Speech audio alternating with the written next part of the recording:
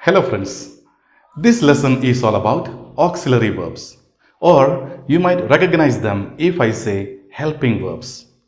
Verbs that help the main verb in an English sentence. So, why are they so important?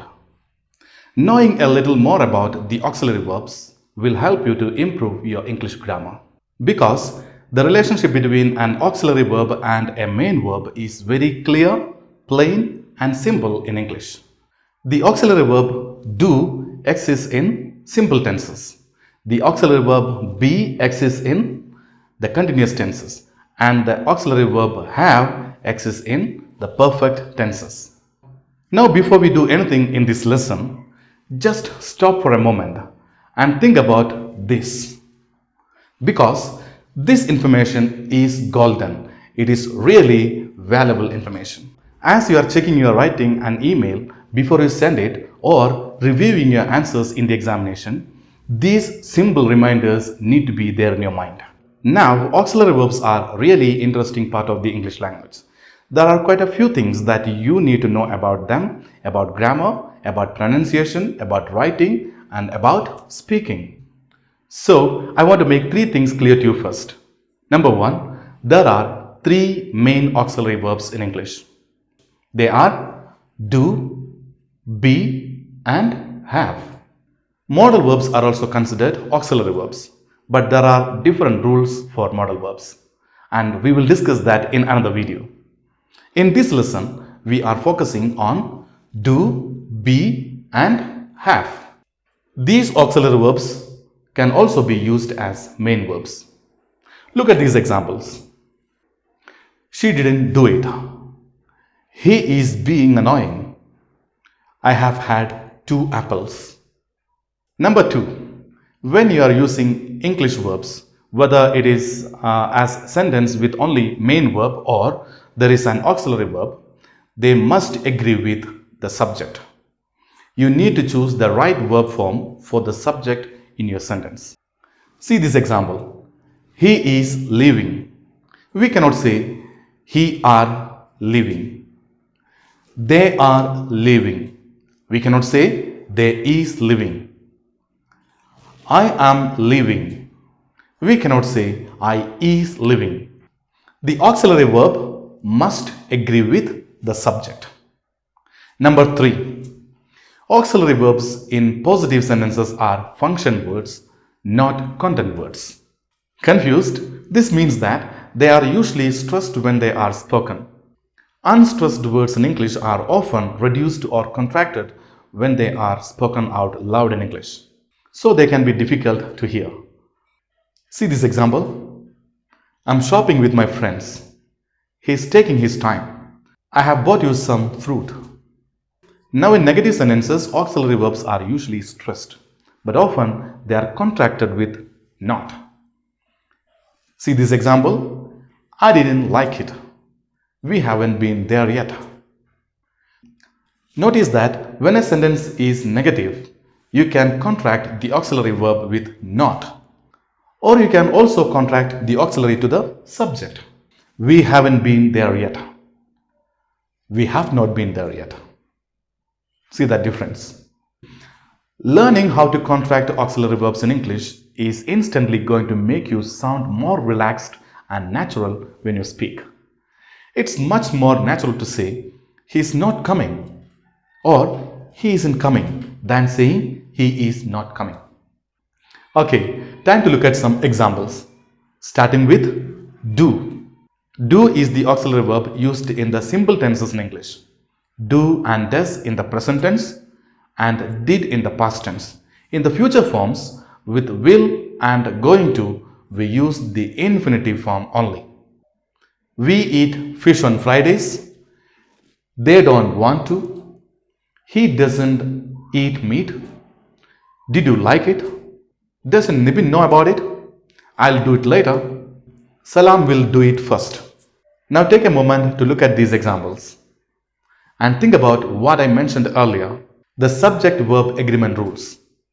How the verb form changes depending on the subject and the contractions. What you hear so often in spoken English and what you see in informal writing are these contractions. Also notice that in the very first example, we can't see the auxiliary verb do. In the present tense, in negative sentences and questions, you must use the auxiliary verb do or does or don't or doesn't. Depends upon the subject. We don't eat fish on Fridays. Do you eat fish on Fridays? But in positive sentences, in the present tense, the auxiliary verb is often omitted. It's often left out because it is unnecessary. The sentence, we eat fish on Fridays, is exactly the same as the sentence, we do eat fish on Fridays. Often when do is included, it is to add emphasis to the sentence, to make something clear. Like in this context, you guys don't eat fish. We do eat fish. We eat it every Friday. Okay, let's move on and talk about be. Be is the auxiliary verb used in the continuous or the progress tense.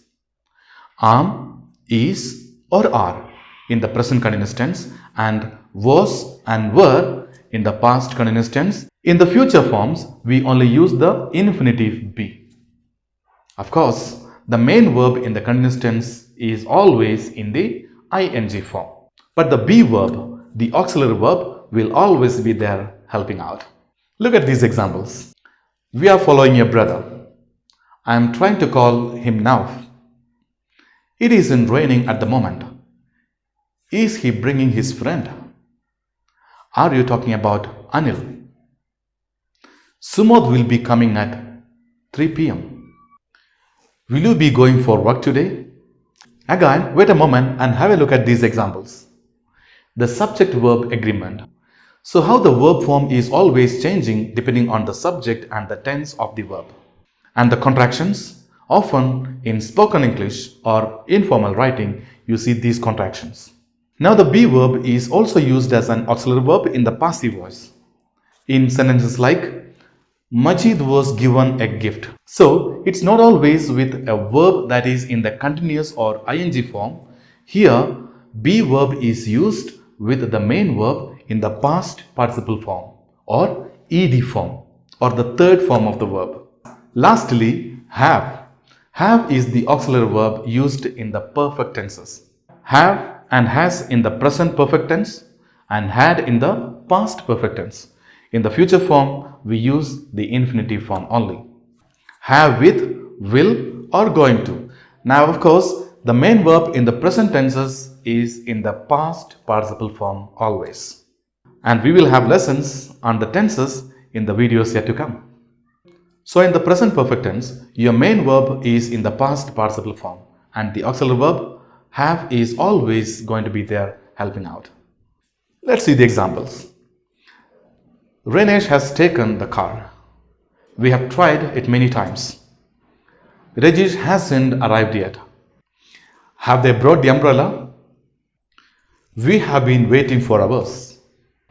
Sajid will have reached by 12 noon. Again, let us check what's happening here. The subject-verb agreement. So the verb is always changing depending on the subject and tense. And check out these contractions. Ranesh has taken the car. We have tried it many times. Well, that's it for this lesson. I hope that it has been really helpful to you because understanding the role of the auxiliary verb in English, it isn't challenging, but it's really important. And I hope this lesson showed you that the way auxiliary verbs are used in English is reasonably consistent. It is just about becoming familiar with the way that sentences function. As always, if you enjoyed my lesson, please subscribe by clicking the red button right there. And make sure that you are notified when I upload a new lesson. To do that, click the bell button just there as well. Thank you for watching. See you in the next video.